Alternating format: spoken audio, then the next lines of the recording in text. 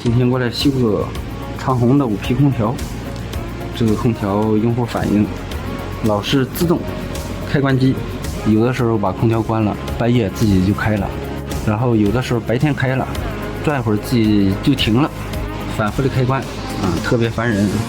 一会儿咱们就看一下是什么问题。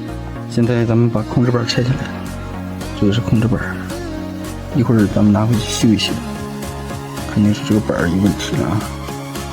现在控制板拆下来了，拆以后找到问题了，就是这个安监开关坏了啊，漏电。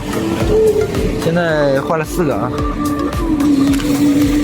换上以后应该就解决了啊，一会儿去给它安装上。像这种柜机空调啊，用时间长了，这个按键最容易漏电了。漏电了以后，它会导致空调自动开关机，或者是自动调节温度、自动调节模式啊，这可能是它的问题。所以遇到这种问题啊，不管哪一个按键坏了，必须把上面的按键全部更换，这样才能用得住。现在面板已经安上了，通电时机。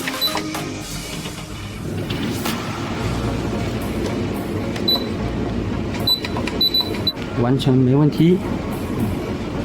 哎呀，风特别凉啊！